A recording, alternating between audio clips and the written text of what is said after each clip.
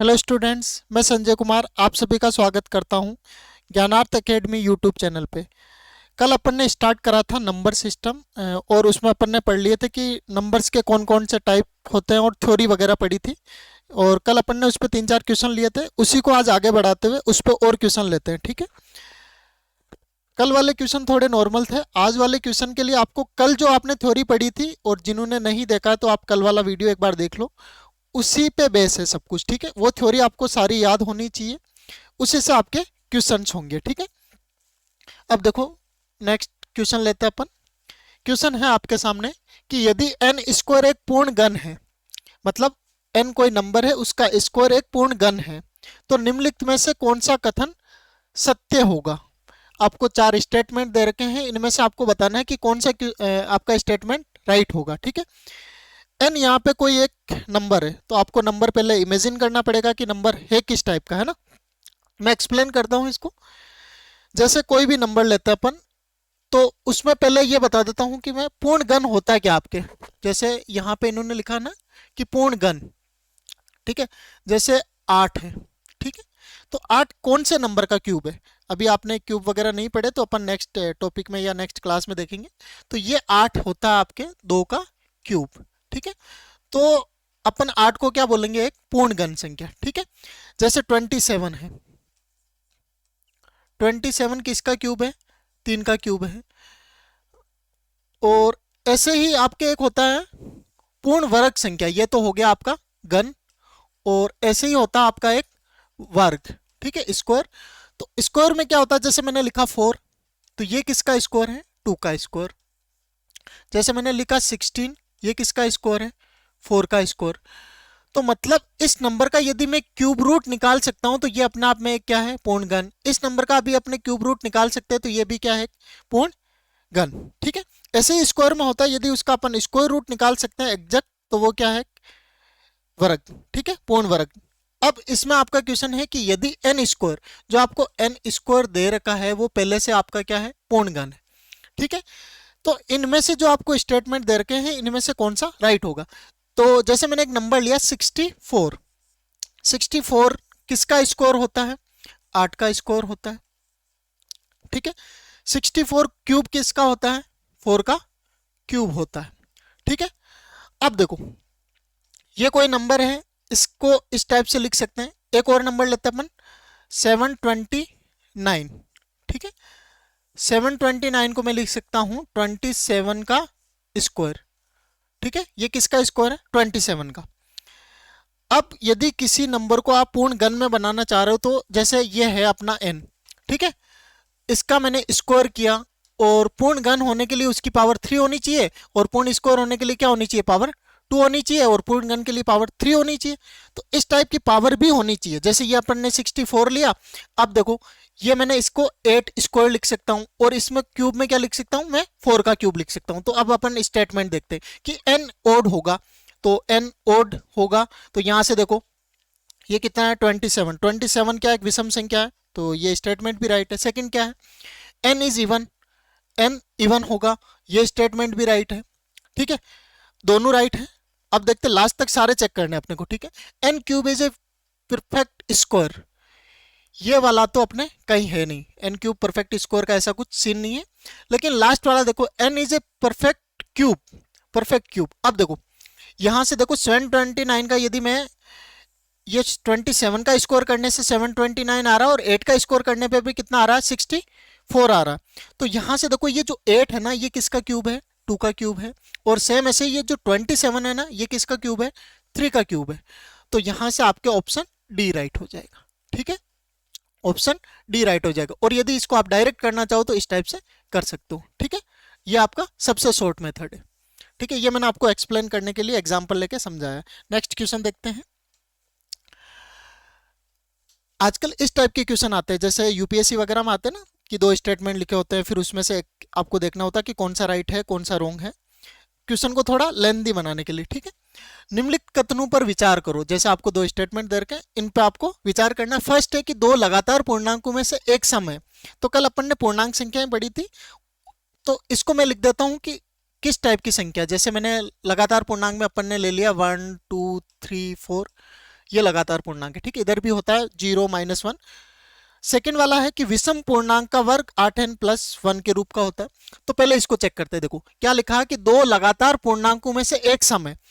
लगातार है, देखो ये इसके बाद ये इसके बाद ये सारे लगातार है, इनमें से एक सम है, ये वाला सम है, फिर इन दोनों में से ये सम है, तो लगातार में से एक सम है। तो फर्स्ट वाला स्टेटमेंट आपका क्या हो गया, राइट हो गया।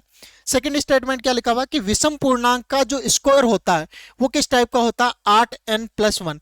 विषम पूर्णांक मतलब जो संख्या विषम हो, ठीक है। अब वो माइनस प्लस कुछ भी हो सकती है, क्यों, अपने को क्या लिखा हुआ है, पूर्णांक। अब एक विषम संख्या उठा के देखते हैं अपन, ठीक है। जैसे मैंने उठाया 9 का 9, ये एक विषम संख्या, इसका स्कोर करने पे कितना आता है, 81। स्क्वायर मतलब 9 को 9 से मल्टीप्लाई करना है, तो कितना आ गया, 81। अब इस 81 को आप 8n+1 के रूप में लिख सकते हो क्या, मतलब 8 का भाग देने पे एक सेंसिबल बचना चाहिए हमेशा, तो मैं इसको लिख सकता हूँ 8 × 10 + 1।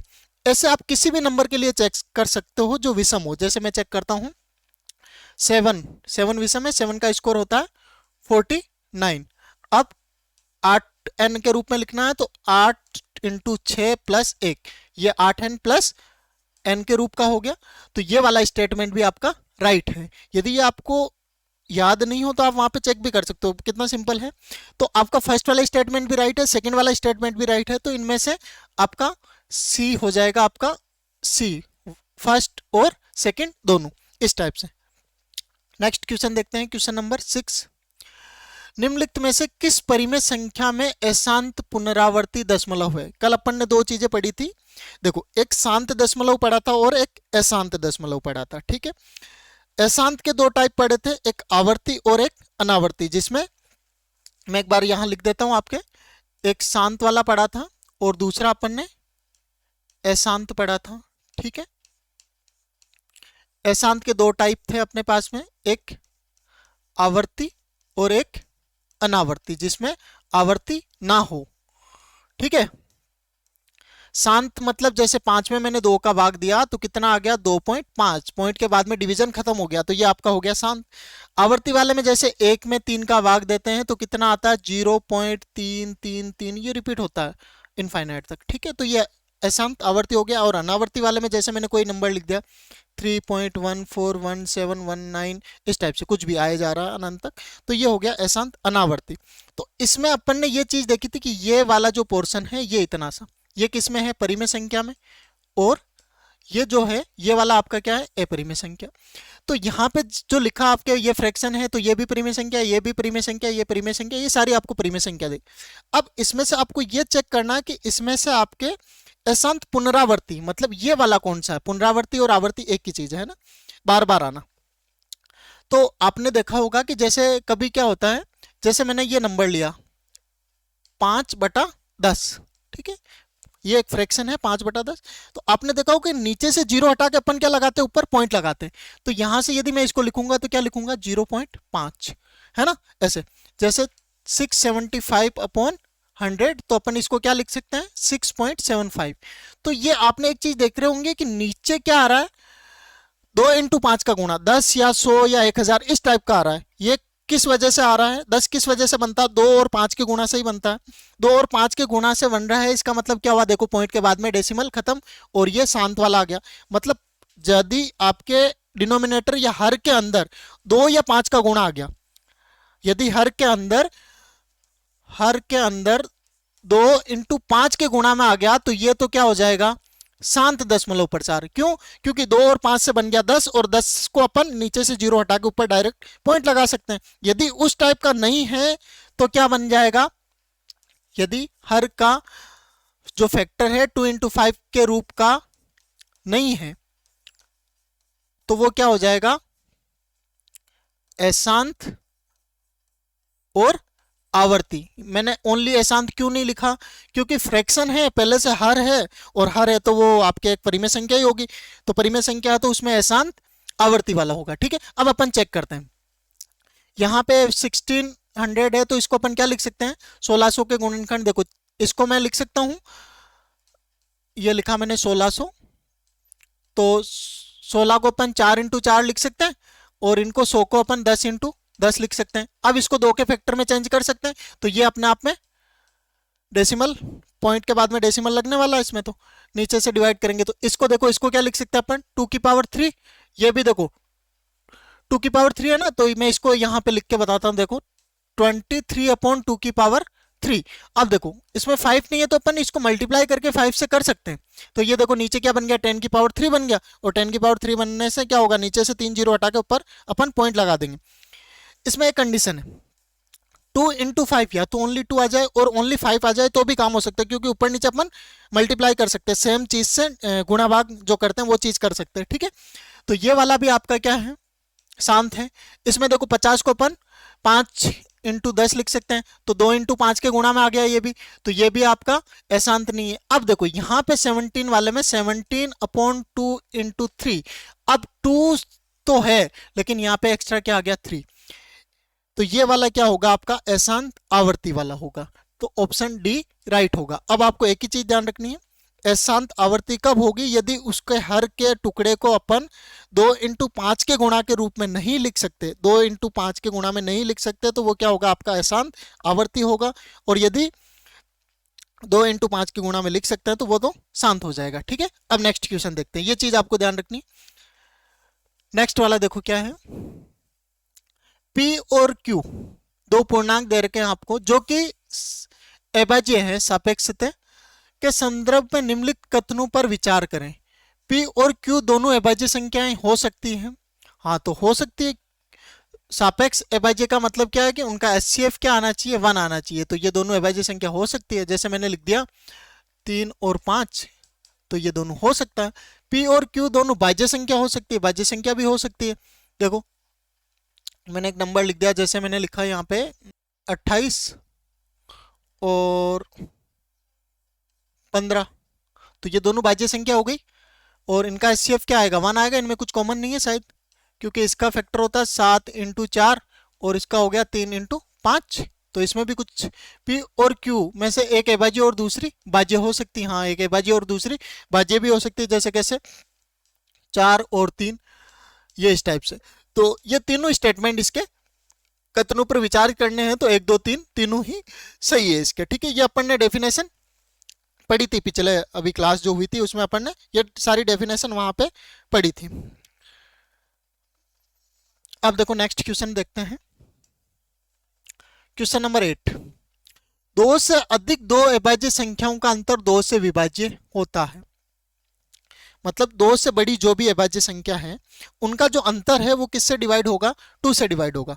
जैसे 2 से बड़ी अभाज्य संख्या कौन कौन सी है, देखो 3 5 7, इनका अंतर कितना है, 2, इनका भी अंतर कितना है, 2, तो 2 से डिवाइड है, ये भी 2 से डिवाइड है, तो ये स्टेटमेंट आपका क्या है, राइट है।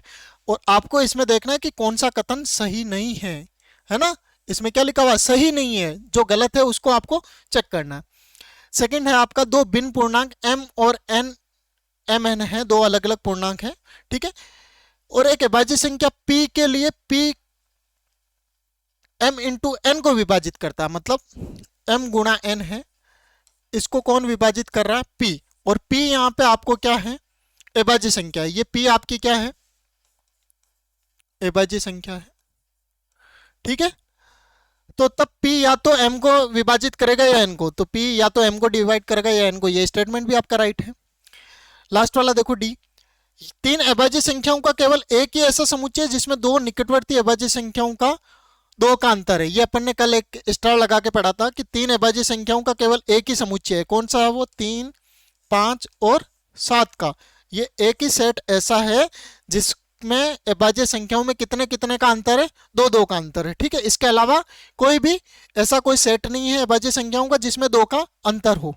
ठीक है, तो ये वाला स्टेटमेंट भी सही है, लेकिन ये वाला जो स्टेटमेंट है आपका कि यदि एक संख्या 6n-1 के रूप में, ये आपका ऑप्शन इसके लिए ये आपका गलत है, तो ये इसका आंसर हो जाएगा सी। यदि एक संख्या 6n-1 के रूप में है तब ये एक अभाज्य संख्या, देखो जैसे मैंने एक अभाज्य संख्या ली 13, तो इसको मैं लिख सकता हूं 6 × 2 + 1, तो ये हो गया आपका 6n + 1 रूप का।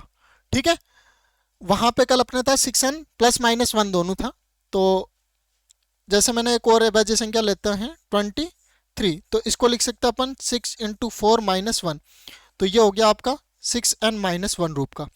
यहां तक तो ठीक है, लेकिन जरूरी है क्या जो संख्या इस रूप में लिखी जा सकती है वो अभाज्य हो। जैसे मैंने 25 है, 25 को मैं लिख सकता हूं 6 इंटू 4 प्लस 1, तो ये इस टाइप से लिखी जा सकती है। तो जरूरी है क्या ये अभाज्य संख्या नहीं है ना।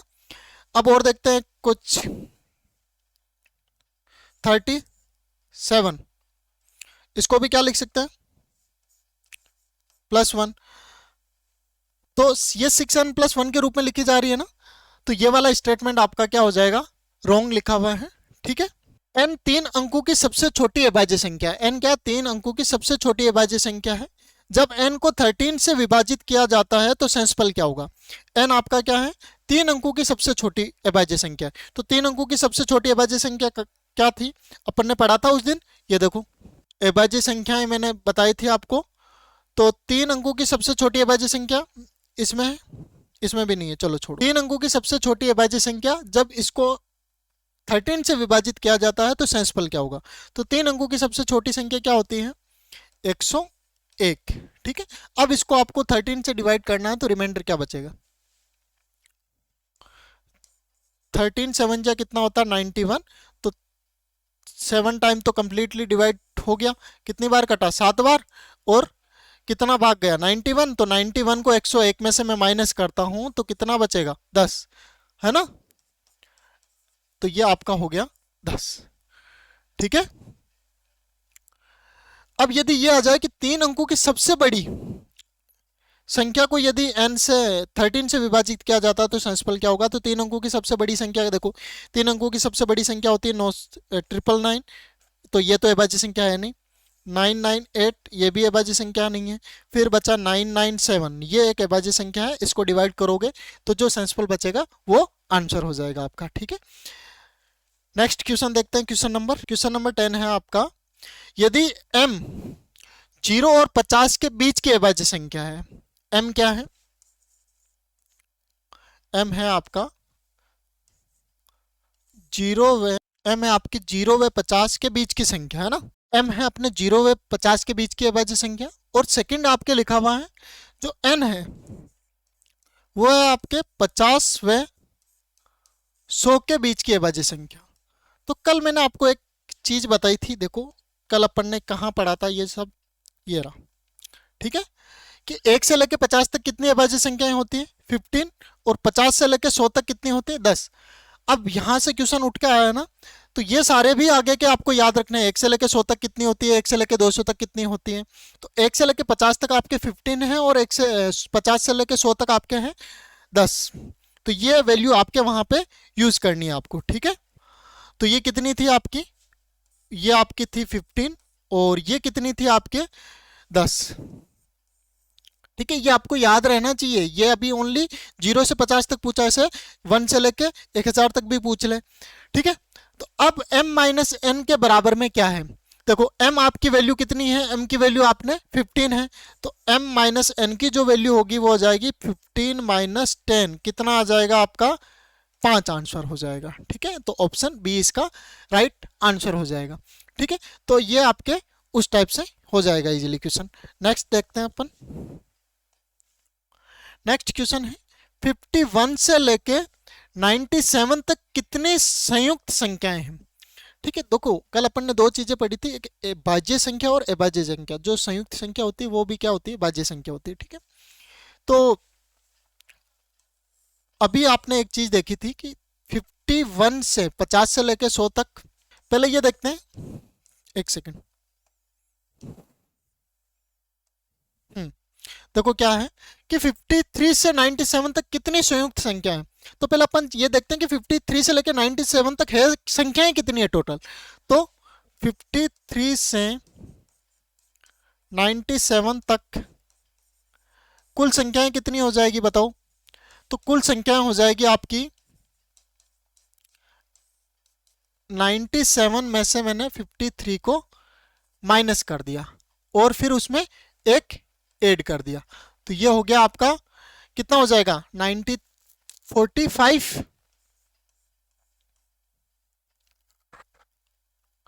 है ना। 45। तो ये कितनी संख्याएं हो जाएगी 45। अब मैंने 1 ऐड क्यों करा, जैसे अपने 6 7 8 9 और 10।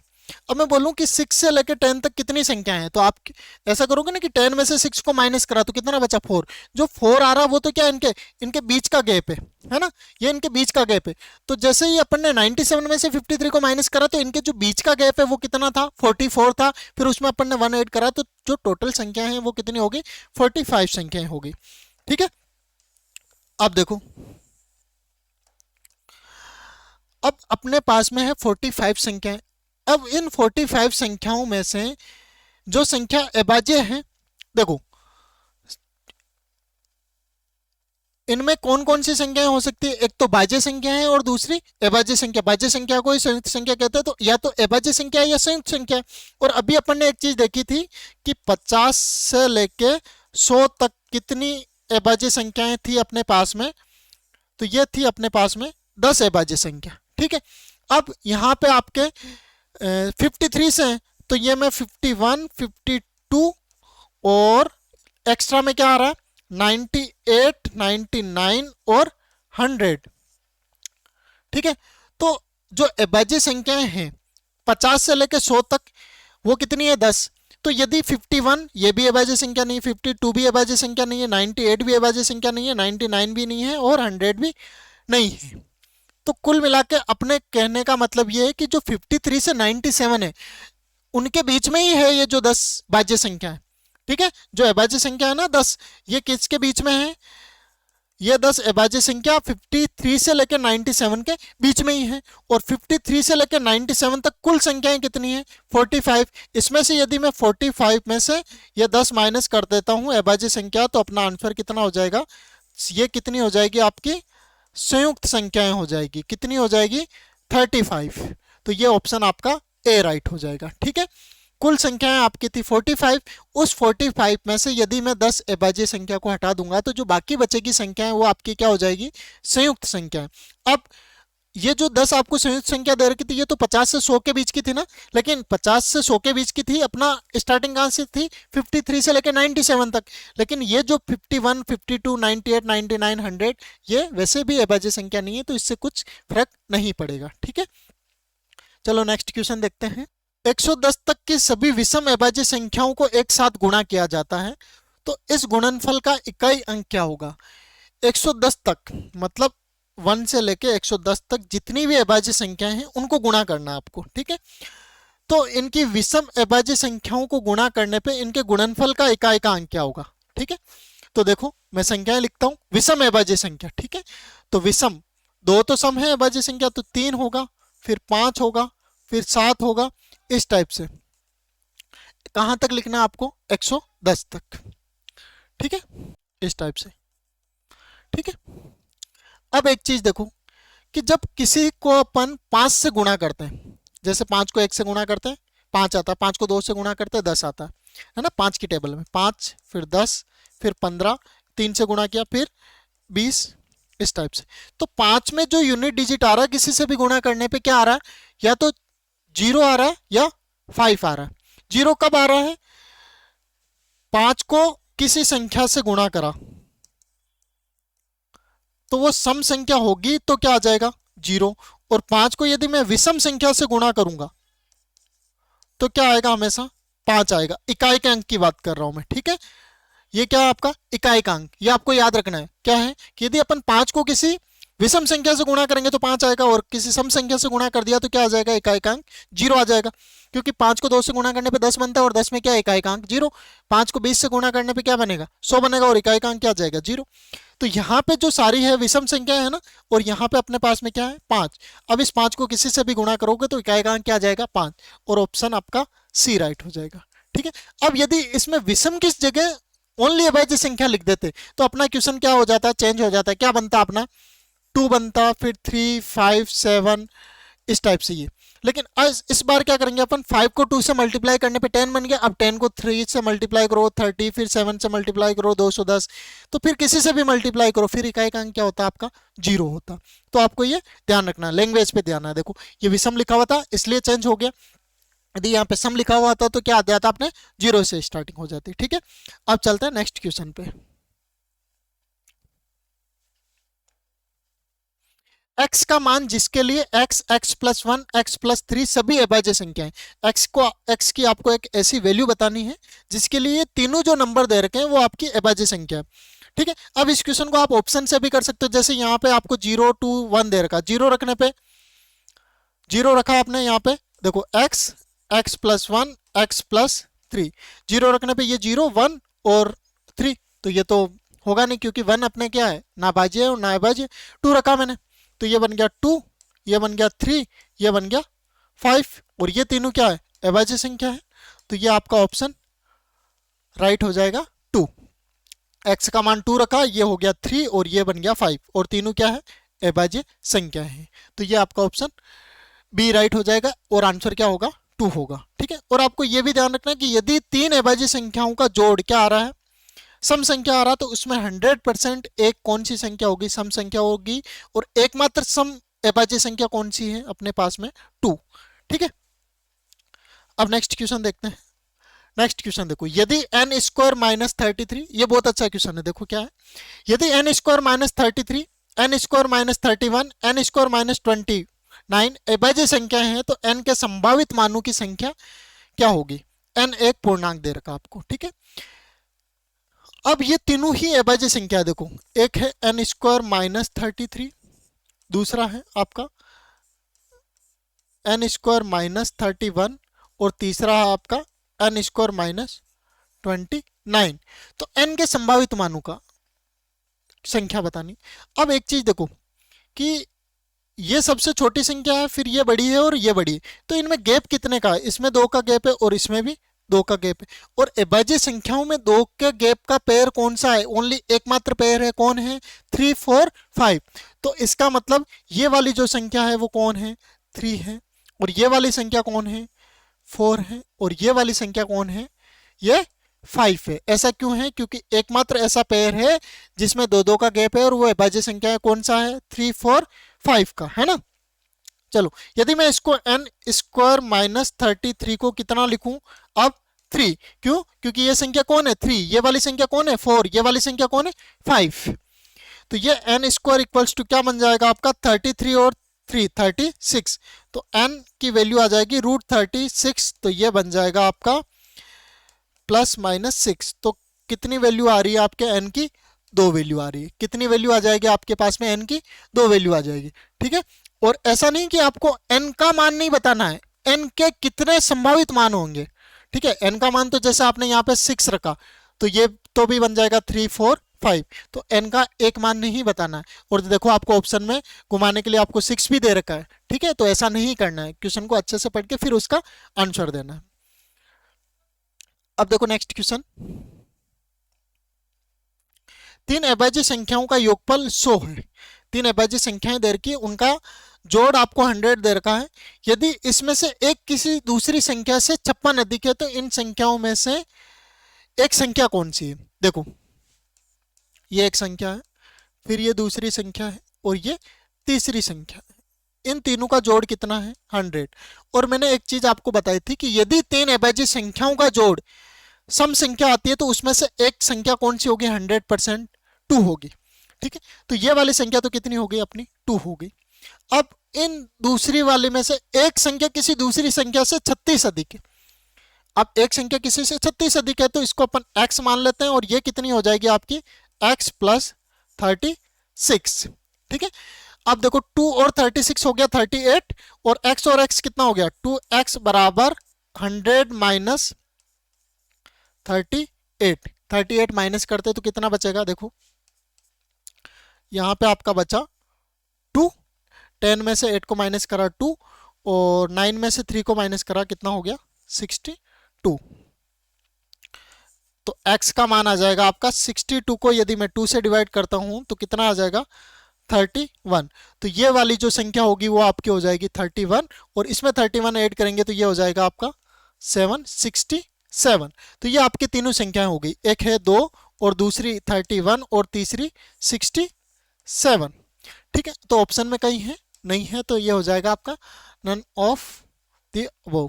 ठीक है, अब एक चीज ये आपको याद ही रखना है कि यदि तीन अभाज्य संख्याओं का जोड़ क्या आ रहा है, सम संख्या आ रही है, तो उसमें से एक संख्या कौन सी होगी आपकी, 2 होगी। 100%, 500%, उसमें से एक संख्या कौन सी होगी, 2 होगी। ठीक है,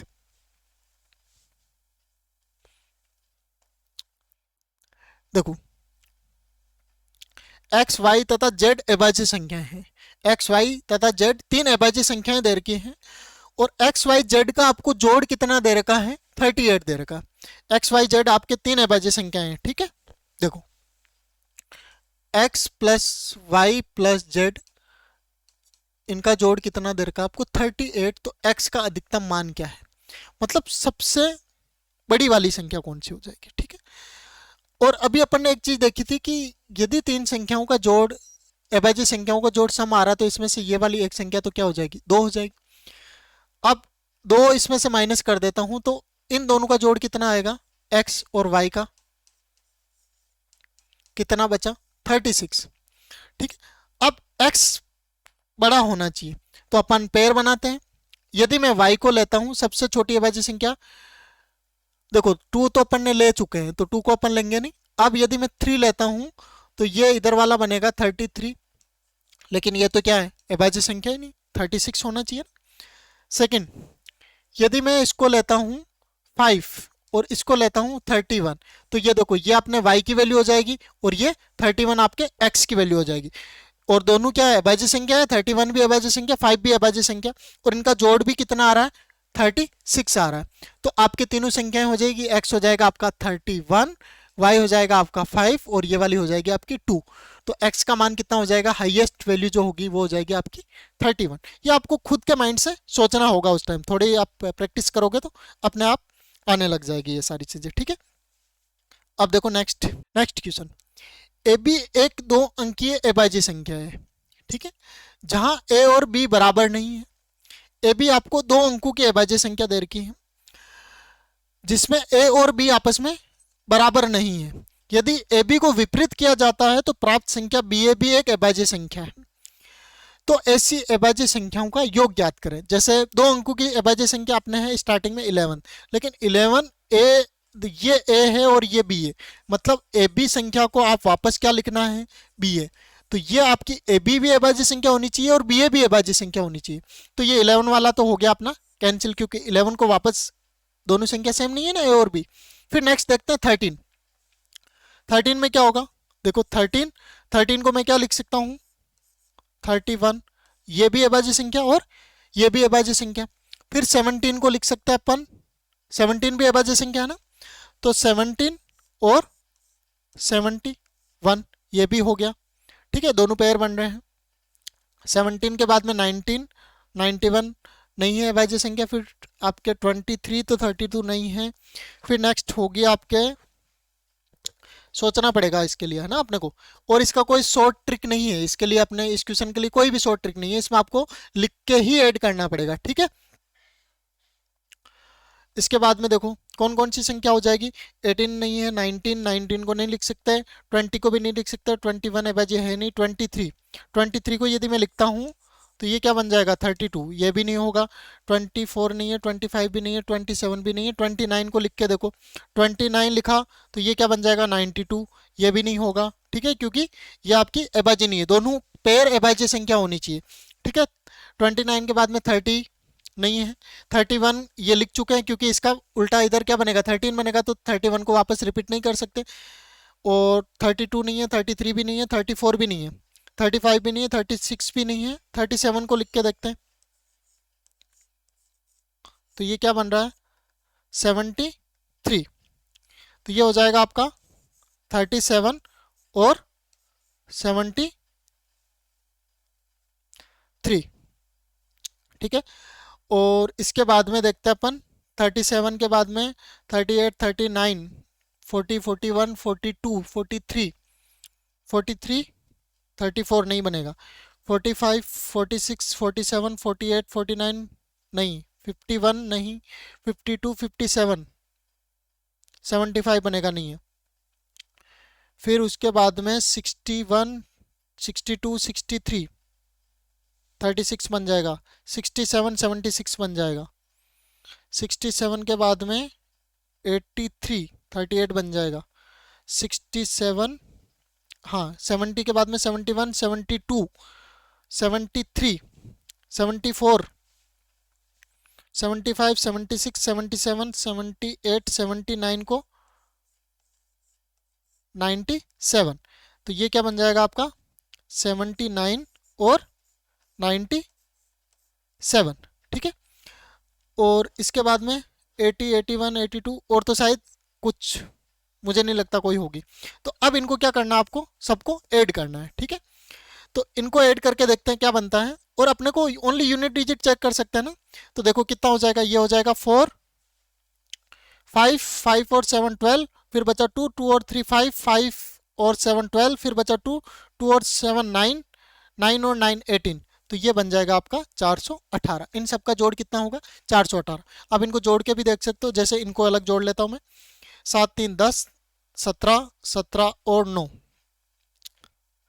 26, हासिल का 2, 3 4, 3 7, 7 7 146, और ये हो जाएगा आपका 7 3 10, 11 12, 4 7 11, 11 और 7 18, 18 और 9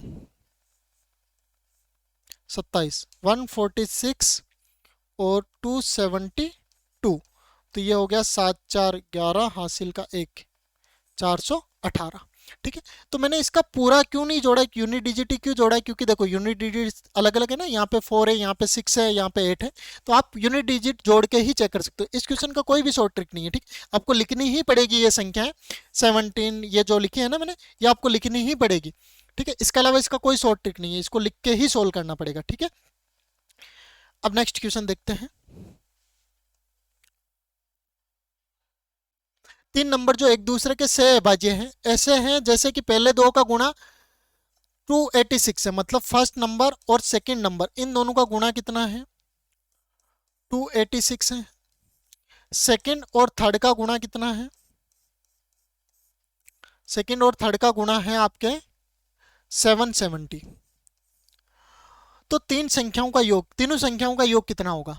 तो अब एक चीज देखो, यहां पर भी सेकंड संख्या आ रही है, यहां पर भी सेकंड संख्या आ रही है, इनमें और कुछ कॉमन नहीं है, फर्स्ट और सेकंड में कुछ भी कॉमन नहीं है, सेकंड और थर्ड में भी कुछ भी कॉमन नहीं है, ठीक है। सहभाज्य का मतलब क्या होता है, एचसीएफ 1 आ रहा है। तो इनके गुणा में और इसके गुणा में कौन कॉमन है, सेकंड संख्या। अब इसको किससे डिवाइड कर सकते हैं, 2 से डिवाइड कर सकते हैं, 11 से डिवाइड कर सकते हैं, ठीक है। यदि मैं इसको 2 से कट करता हूं तो ये आपके बचेगा 1 4 3, और ये बचेगा आपके 2 से डिवाइड करने पे 3 85, ठीक है। अब मैं इसको 11 से कट करता हूं तो ये कितना बचेगा, 1 टाइम और 13, 3 टाइम, ये हो जाएगा आपका 3 टाइम और 5 टाइम। अब और किसी से नहीं कट रहे, तो आपका जो सेकंड वाली संख्या है वो कितनी हो गई, 2 × 11, ये आपकी सेकंड संख्या हो गई। अब इधर ऊपर कौन सी बची, ये आपकी फर्स्ट संख्या हो गई, ये आपकी थर्ड संख्या हो गई। तो ये अपना फर्स्ट नंबर हो जाएगा, ये आपका थर्ड नंबर हो जाएगा, और सेकंड नंबर कितना अपना 22। तो इन सब का जोड़ करना है, तो 5 3 8 और 2 10, और हासिल का 1, 2 3 5 और 7, कितना आ रहा है इनका 70 जोड़। क्या करना था, देखो फर्स्ट और सेकंड दोनों संख्याओं का गुणा आपको 286 दे रखा था, सेकंड और थर्ड दोनों संख्याओं का गुणा कितना दे रखा था, 770 दे रखा था। तो इनमें कॉमन कौन सी संख्या है, सेकंड वाली।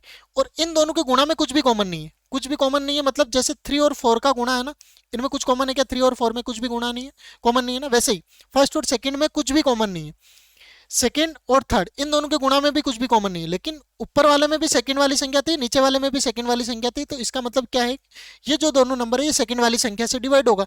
तो अब ये देखो ये किससे डिवाइड हो रहा है, 2 से भी हो रहा है और 11 से हो रहा है, इसका मतलब सेकंड वाली संख्या कौन होगी, 22। तो मैंने इसको जब डिवाइड कर दिया सेकंड वाली संख्या से, तो कौन सी बची, फर्स्ट वाली। इसको यदि मैं सेकंड वाली संख्या से डिवाइड कर दिया तो कौन सी बची, थर्ड वाली। ये मैंने फर्स्ट वाली संख्या लिख दी, ये थर्ड वाली, और ये सेकंड वाली संख्या को यहां से अपन ने ऐड कर लिया, ठीक है। अब नेक्स्ट क्वेश्चन देखते हैं।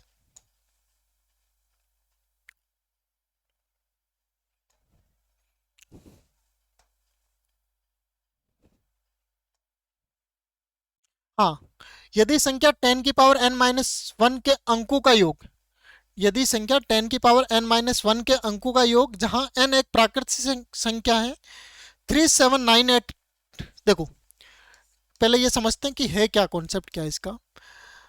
एन अपने एक नेचुरल नंबर है, ठीक है। यदि यहाँ पे 10 - 1 करो, एन की जगह 1 रखते हैं अपन, तो कितना बनेगा ये आपका 9 बनेगा। यदि मैं 10⁻2 - 1 करूंगा तो ये कितना आ जाएगा 99। ऐसे ही मैं 10⁻3 - 1 करूंगा तो ये कितना बनेगा 999। मतलब जितनी यहाँ पे 10 की वैल्यू पावर आ रही है उतनी बार 9 आ रहा है, ठीक है। यदि मैं ऐसे ही लास्ट में ये 10⁻n - 1 करूंगा तो यहाँ पे 9 कितनी बार आएगा, 9 9 9, कितनी बार आएगा ये n बार, ठीक है। तो 9 को n बार गुणा करना क्या हो जाएगा 9n हो जाएगा। तो मैं इसकी जगह क्या लिख सकता हूं कि 9n की जो वैल्यू आएगी वो कितनी आ जाएगी 3798। 9n की वैल्यू कितनी आ जाएगी 3798। अब आपको निकालना है n का मान, तो n का मान निकालने के लिए n बराबर कितना हो जाएगा 3798 को मैं किससे डिवाइड कर दूंगा 9 से। तो 9 चौके 36, 1 बचा 9 दूना 18, 1 बचा 9 दूना 18, कितनी आ गई 422। तो ये आपके क्वेश्चंस थे अपने नंबर सिस्टम सीरीज पे। तो आज की क्लास यहीं पे ख़त्म करते हैं, और इसमें जो जो 2-3 क्वेश्चन थे वो अपन उसके लिए एक्स्ट्रा थ्योरी पढ़नी पड़ेगी। अपन नेक्स्ट क्लास में नंबर सिस्टम जो लेके चलेंगे उसमें थ्योरीज पढ़ेंगे, फिर जो बचे हुए क्वेश्चन है और करेंगे, ठीक है। इसके साथ में आपको क्या करना है, जो आपके पास में जो भी बुक है या जो भी प्रैक्टिस सेट है उसमें से नंबर सिस्टम के इस टाइप के क्वेश्चन लगाने हैं, और जो क्वेश्चन नहीं आता तो आप उस चीज़ को आप कमेंट में पूछ सकते हो। आज के लिए थैंक यू।